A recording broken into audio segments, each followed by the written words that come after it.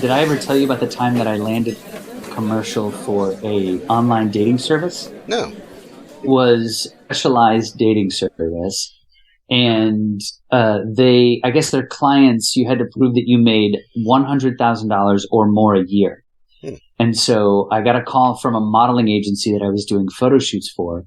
And the head of the modeling agency was just like, Tim, send me your headshot right now, a digital from wherever you are right now. Just send me a picture, a selfie. And I landed and I got there. And so the woman who ran the company was like, we are so thankful that we found you. We're so happy that we found you. We were looking through so many headshots. And when we saw you, I was like, that's it. That's him. Cute, super cute, but forgettable. Oh, shit. And she instantly understood what she had said and the implications, but it's sort of like there are those moments where the auditions don't land or where I realize I won't be in a Star Trek and I sort of go, maybe it's just because I'm cute, super cute, but forgettable. So, well, that sucks, dude. Yeah, but that's also the industry. Like I remember one of my friends, the head of the education department at Gila Theater Center, way back in the day. He said that he landed in Los Angeles, bright-eyed and bushy-tailed as a young buck. Went to his first audition, and they said, "You're never going to do TV with that face." At his first audition. Wow. So, wow. Yeah. Well, TV's changed, but, right? Hasn't TV changed over the last 25 years? Yeah. Oh, it has. Very much so. Very much so. And they're looking, and I think that that's what's really, really great is that for so long we've been like, we just want someone who's white with blue eyes. And now we realize, oh, you mean there are other people in the world that we could represent? And I think that's what's really great about it. I mean, don't even get me started about how great Star Trek is in that diversity in their casting and sort of representation. Mm-hmm. They're doing really, really great work. And I think it's really, really great. So, but sometimes when you hear that stuff, it's also very nice because, you want to know where you stand. And with certain casting directors who give you you could die of encouragement sometimes in acting, having someone say no is just very refreshing. But we were going to talk about MFAs for a little bit.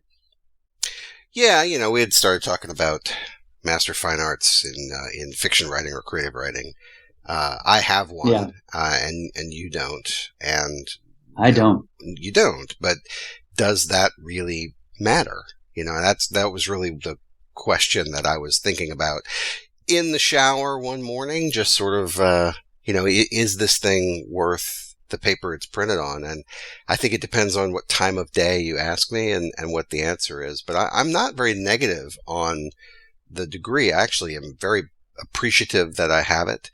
And I do think that it helped me become a better writer, but I think it had more of an impact in my professional and my business life than it did anything else. I mean, the fact that I have a master's opened doors early in my career that would have been closed to me otherwise. And, the people who go through MFA programs are genuinely interested in becoming good writers, and they work hard, and they're smart, right? Like that's the bar. So then what more do you bring to it from that? And I think what a lot of my peers may have had that I didn't, let's say it that way, was a clear sense of what they wanted to do. I think my goal was to be the best fiction writer ever, which is a ludicrous, nonsensical point of view. I mean, First of all, there's no such thing as the best, right? Like there's no empirical rating system. And even if there were, if you have 100,000 people trying to become the best, one of them will succeed and the others will fail. So if you're setting yourself up for a challenge that's ridiculous on the outset and virtually unattainable, then it can only end in abject failure. So, yeah, it's my degree. Yeah. Yeah. I mean, I think that, you've done the work. Anyone that gets an MFA, you can't throw shade at them because they have done the work. They have done all of that writing. They have done all of that, that emotional and mental and physical labor of writing to get a degree. Mm-hmm. And I think that that's what's that's what's very important about having it. I didn't go for an MFA because I was lazy and I was poor, so I was just didn't investigate like, well, could I get a scholarship or what do I do here? I was just much more interested in like, was around 1996 that we graduated. I think I was just wondering what Pearl Jam's next record would be like. So, it was good. It was good. It was good. Of course. That might have been around the time of Yield, perhaps my favorite non-10 album. Anyway, but I mean, so if anybody's going to be like trashing MFAs, I'd be like, yeah, but that's a lot of work that you have to do, and it's a lot of structure. Because I think one of the things that I didn't get when I didn't go get an MFA was I didn't have a structure. I was out of college. I was like, oh wow, now I'm facing a world where I don't have a schedule. I've been scheduled since preschool. Actually, I don't know if I went to preschool, but what the case is, I had this structure of a class schedule, and then I sort of decided in high school what I wanted to try and do. And then when college came, I picked, writing is my goal. And then suddenly I didn't have that structure. And I think that one of the things that I wish I had attained is that self-discipline that I think would have to come from getting an MFA. And I'm not trying to shit on bachelor's degrees, right. But, that's college is a little bit more of a sort of like, just going to throw this thing that I just wrote because it's due in 2 hours, just going to throw this into the class and see if I pass. And I did, Yeah. But I think MFA is where you're like, okay, now it's serious. So yeah. I just sort of wish that I had gotten the structure that I believe came from it. Do you feel, am I correct in that? Did you have to build up yourself? Well, I want to say, for the record, I am not disparaging my MFA degree or anyone who got the degree at all, period. I love my degree. Like I said, it opened up a lot of doors. So I'm very, very happy that I have it. But I look at it critically and I think what did it do for me? And does that match what I thought it would do for me? And those two things don't really line up.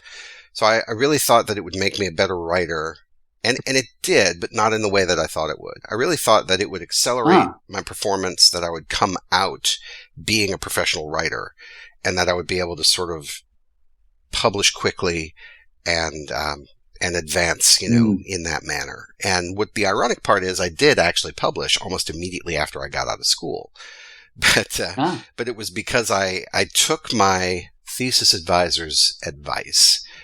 Begrudgingly accepted his advice, and it was the only time I took his advice, and it was the only thing that I got published coming out of grad school. So that is a clear indictment of young art not listening to good advice. So I was probably surrounded by, and look, I was a piece of work in college and in graduate school especially, because I was so I was a raw nerve and would lash out at whoever was near me because life wasn't quite lining up with my expectations. Again, because my expectations were ludicrous. So, so I just sort of took the opportunity to lash out at whoever was around me. And then I would get, sad that people didn't want to be around me. Well, like, dummy, you're taking every opportunity to alienate people around you. And then you're like, nobody wants to be around me. Well, yeah, that's kind of how it works. I mean, it was a weird time, but, I think it was a reaction to me wanting to focus on the work. And I really wanted to be as good as I could be. And it was a way of kind of carving out time that was not distraction, but it ended up sort of cutting me, at the same time that it created this space to write. But no, I was too focused on emulating certain writers that I had kind of grown up with, as a young person. Donald Barthelme was the one that jumps to mind. He was if you remember Donald Barthelme, he, and I think he had passed by that point. I think he passed in 1990. So I never got a chance to meet him. I met his brother. You remember you and I went to USM and interviewed his brother. Do you remember that?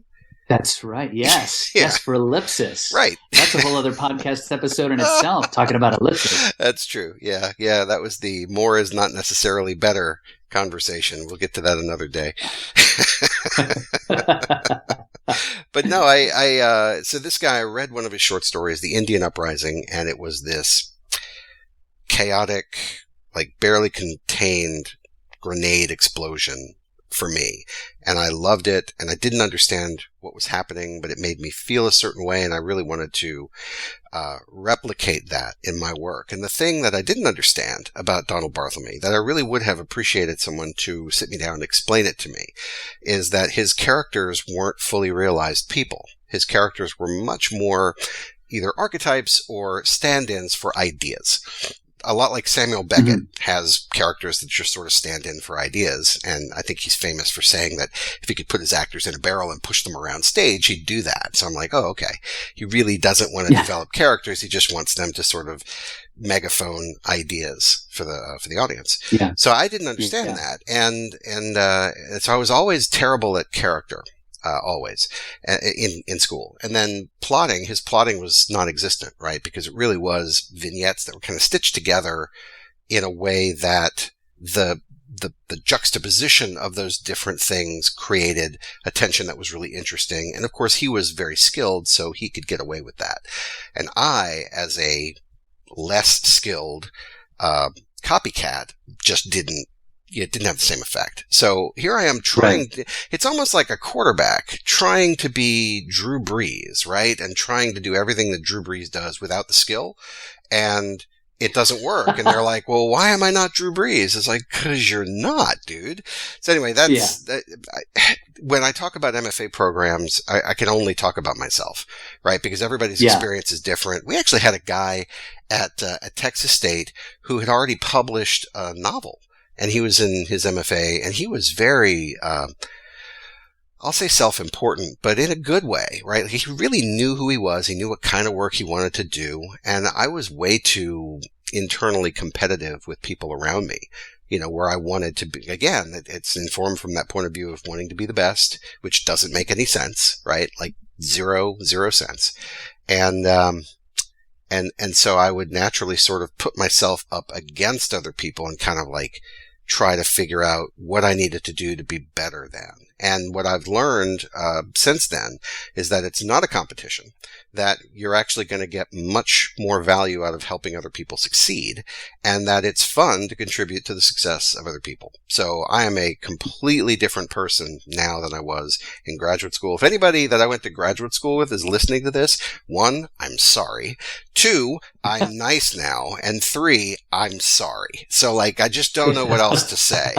I mean, it was a mess, but I did enjoy the experience of the MFA program because it's a really clever way to allow you to focus on writing, and you're surrounded by people who really care about the quality of the work and they want to give you good advice. So, I mean, that's helpful. Yeah.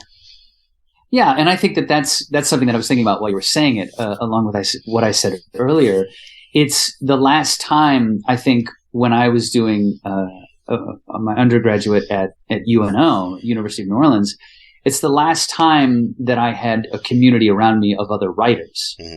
And so I feel like with an MFA program, it seems like that's what you touched upon. Like it's access to other people who understand your struggles in a way. Yeah. And having, professors around you and instructors who also are there as, it's a big giant networking thing in a way. Mm-hmm. And sometimes I feel like that helps because, having that act to people who say, oh, wait, you know what? This is how I did this, or this is how you can do that. And it's just that sharing of information. I feel like you just said that after you graduated, there was a professor who gave you some advice and you got published with that. So, I mean, does that sort of justify what I just said? It was part of my thesis defense. And it was one of those things where, in order to get out, you have to write X number of pages. So you're basically writing a book. And then you have to do an oral defense of that book in front of three professors, one who's your thesis advisor and the other 2 who are just critiquing. And so the panel of 3 will sort of grill you about, well, why did you choose to do this? Explain this. And you have to defend your work. So if you're a pompous, supremely confident individual, you consider that kind of an afterthought. So I was fully prepared to step in there and explore my genius. But it was mixed. It was like 40-60, right? It was 40% I'm amazing. I just haven't realized my full potential yet. And then 60% is this crippling self-doubt. And self-loathing, not even self-doubt, it was really self-loathing. So I was a lot of fun back then.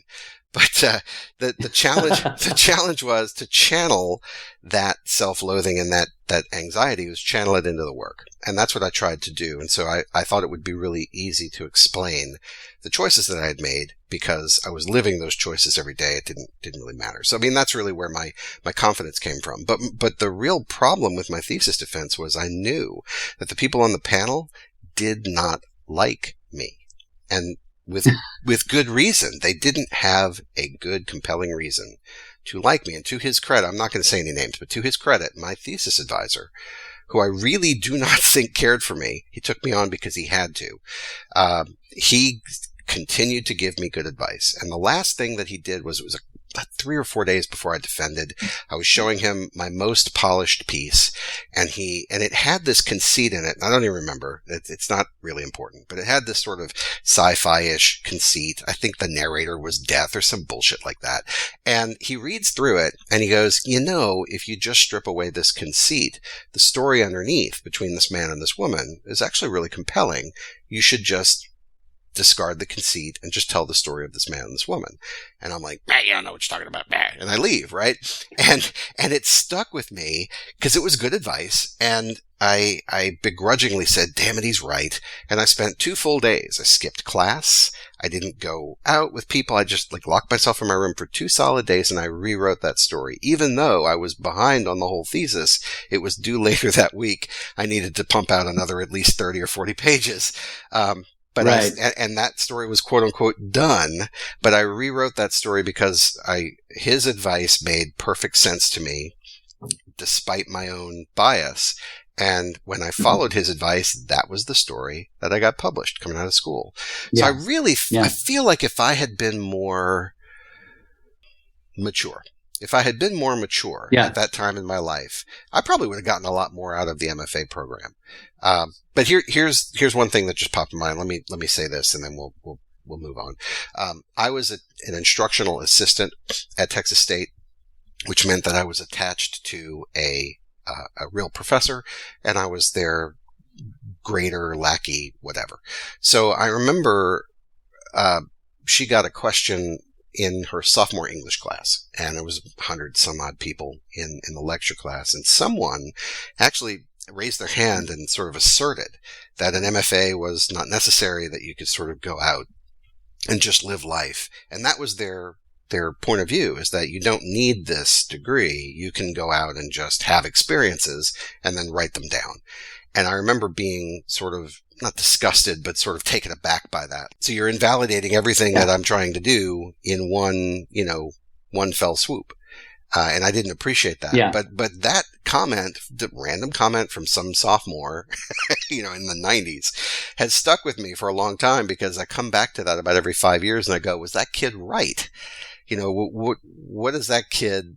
Where is he now? What's he doing now? I'm really curious about it. So, if I'm understanding what you're saying, you went into the MFA program thinking your proverbial poop didn't stink, and it took you down a couple notches. And it feels like you think that was an important thing for you. Yeah, but you're right, but the timing didn't work out for me. It took me down a couple of notches in retrospect.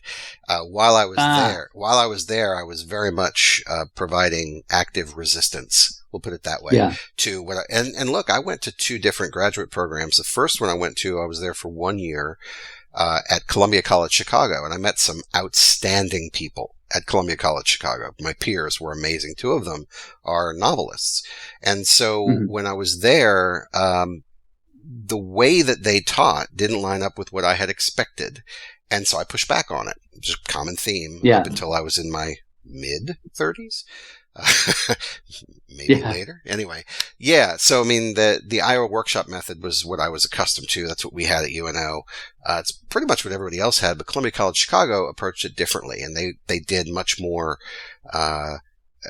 writing through bad work to get to the good work. And that's not the way that they sort of express it, but that's the way I understood it, was that they wanted you to do these writing activities and these writing exercises so you could sort of dive deep into different topics, but they weren't open about the methodology in a way that made me comfortable. So they would just say, well, here's what your task is. Go do this.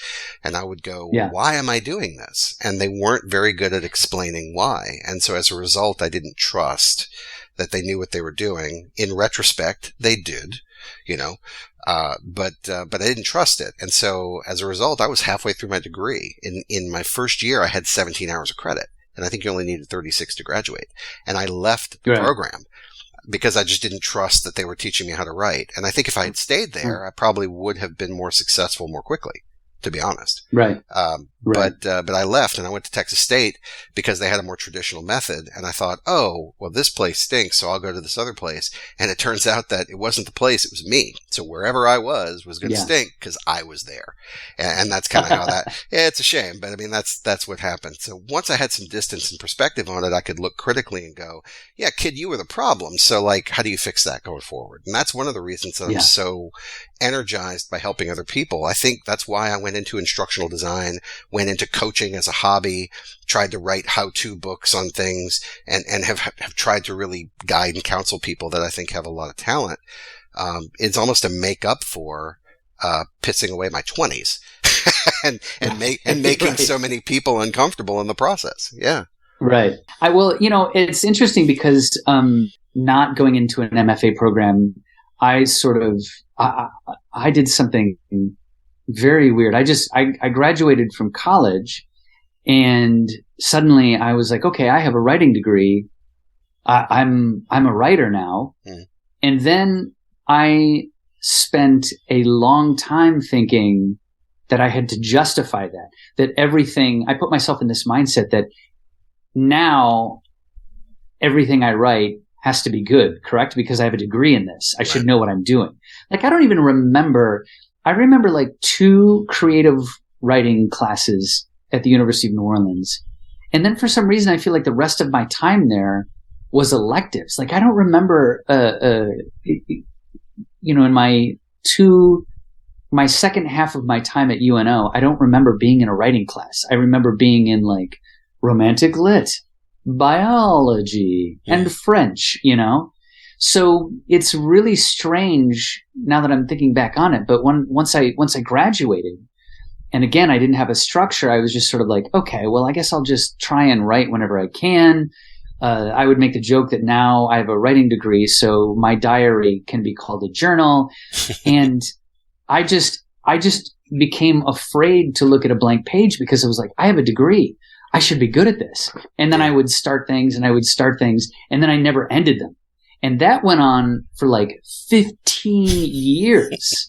Like, I was like, okay, great. Creative writing degree that transfers well into bartending degree, record store worker degree, retail industry degree, management, and so I just wonder what I would have been like, the coulda, woulda, shoulda.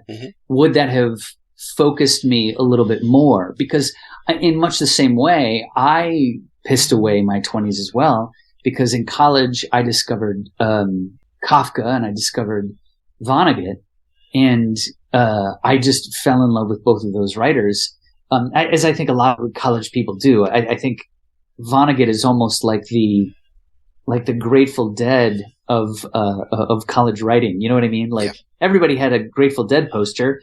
Everybody had a Bob Marley poster. Everybody had Slaughterhouse-Five.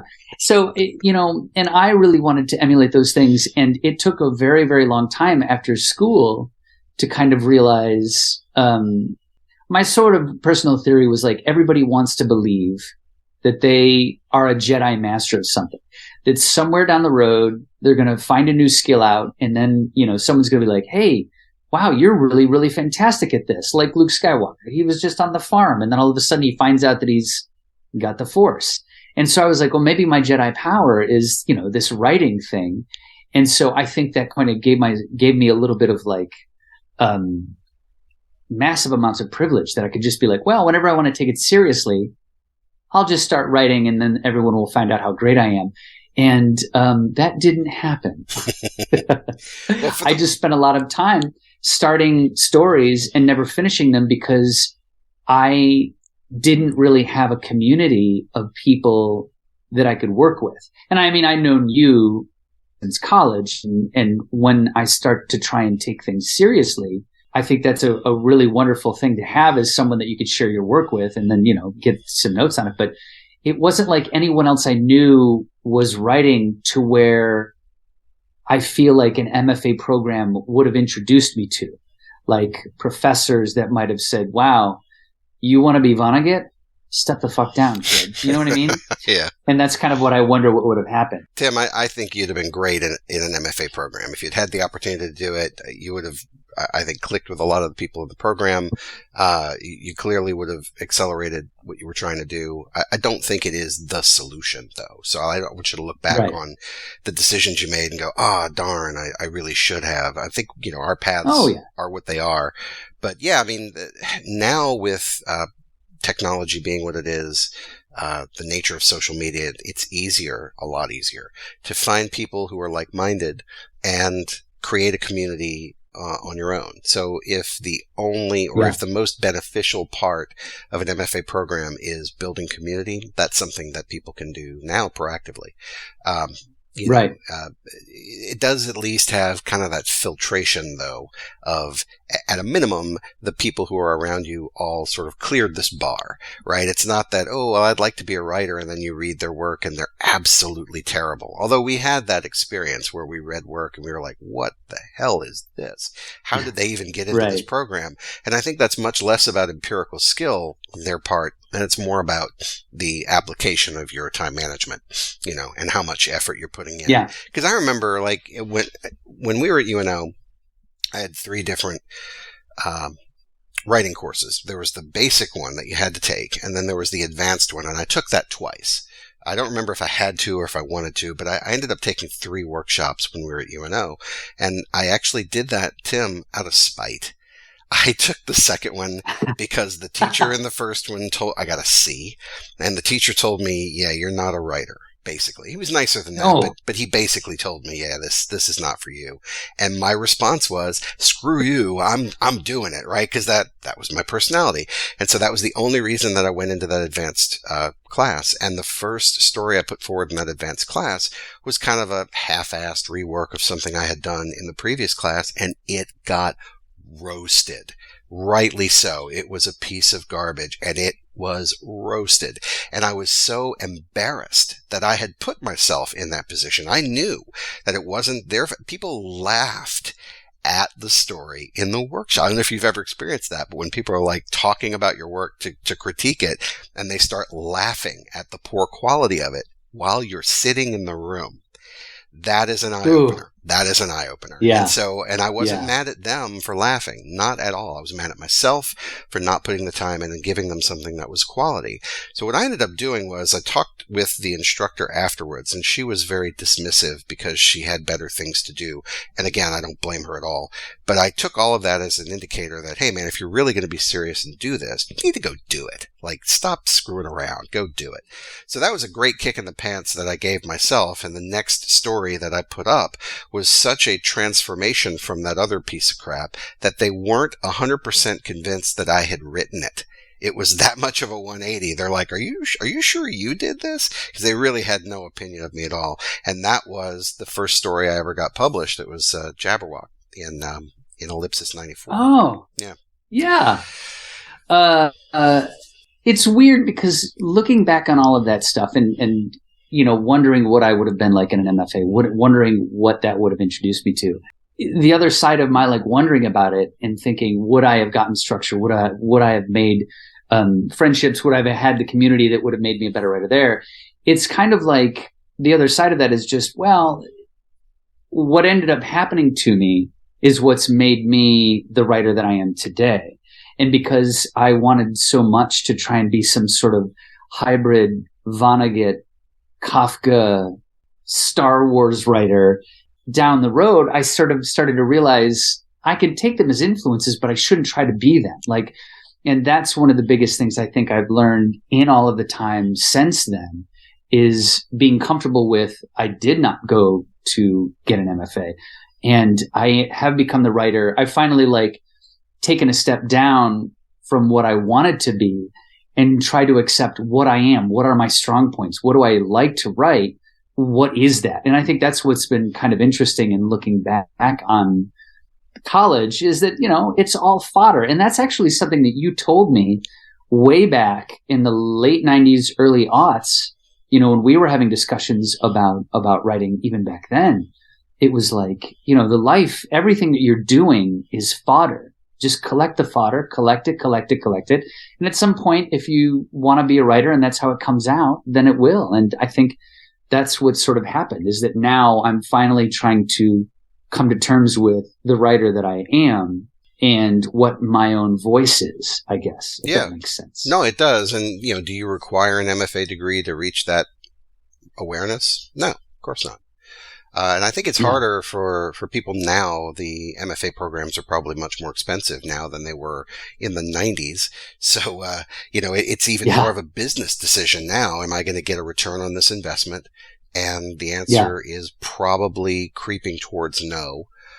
So it really is it's a fundamental choice that each person has to make. But I want to just kind of wrap up our conversation on MFA programs by saying that I got a lot out of mine. And even though I was part of the problem, I still was surrounded by really intelligent people who cared about the work. I was exposed to new ideas through the professors that I had. I was taught how to really focus critically on the work of other people and to not be critical in a way that would knock them down, but to provide context on what I thought was working in a piece. Because that whole Iowa workshop method has this component where you would write, you'd actually have written feedback that would correlate with the oral feedback. And a lot of people don't provide really well-crafted written feedback as part of that process. They just kind of keep their notes. Yeah. They say it to the person, and that person has to sit there being flogged for an hour, and then, they kind of slink off and really put the thing away, right? A lot of times stories don't make it to that next draft because you just sat through an hour of absolute hell listening to people say what they would do to the story, which isn't very helpful, or what they wanted out of it, which is a little less helpful. But anyway, the written piece was the most fun, and I would spend a lot of time trying to articulate very clearly what I thought was working and what I didn't. But I had such a kind of an overinflated self-worth that I would treat those almost as gospel or, speaking ex cathedra. And so I think the tone was probably a little off-putting. I did have a chance to go back and read some of those at some point, and I was just kind of covering my eyes and shaking my head a little bit. The thoughts were good. Like, what I was saying was relevant. The way I was saying it was almost unconsumable. So I really, again, if anybody's listening, I'm sorry. I really wasn't trying to take shots at people's work. I wanted to help. I didn't have tact. I didn't have, and I developed that after the fact. So I really feel like if I went through an MFA program now, even though I wouldn't necessarily need it in that same way, I'd probably be a lot better at it now than I was in my 20s. So never too late, I guess. And I think if I was thinking about going into an MFA program, I think I would be looking for community and seeing what the atmosphere and the people around me were like. If that's and the structure of it. I think that if anyone was looking for any sort of advice on that, I think that would be something that I would be looking for, is just in this MFA program, what is the atmosphere? Who am I working with? Are they a bunch of jerks? But then again, you're always going to get jerks. You're always going to get people that you meet who are friends. You're going to get the people who are have good solid fundamentals. You're going to have good people who have beautiful language. And I think that's what I would be looking for is the community, to see if it's supporting me, and I can help support back and learn that community, Yeah, I think that's really smart, Tim. That's a great way to look at it. If you are surrounded by smart people who are supportive, then it's hard not to succeed. That's one of the reasons that you and I wanted to start this podcast. The Tiffin Inn writing workshop podcast is really an extension of what we should have done in our 20s. And so, Yeah. so I think what we're ultimately trying to provide is just a window into what we have struggled through, what we're working through, how we're trying to make the work happen. And, if people can learn from our mistakes and be entertained at the same time, then super. Yeah. It's interesting to think of who I am now as a writer and who I was, and the things that I was concerned about then and the things I'm concerned about now. And I think I think there's obviously a through line. But it's really fascinating to look back on that. So yeah, I mean, just love talking about it with you. Yeah, same. And anybody else. Yeah. So I think in the future we're going to cover some topics around processing craft, but we're not going to come at it as experts. I think if you can tell, if you've made it this far, then coming further with us is going to be intimate stories about how we've tried and come up short, maybe where we have succeeded, but have still learned valuable lessons we can apply in the future. And yeah, I mean, I'm hoping that just by recording these conversations and having really good deep dives on these different topics, that we can kind of unearth those things that we've already learned, maybe forgotten. We can kind of bring them back top of mind as we continue to work on our craft. Yeah. Dig.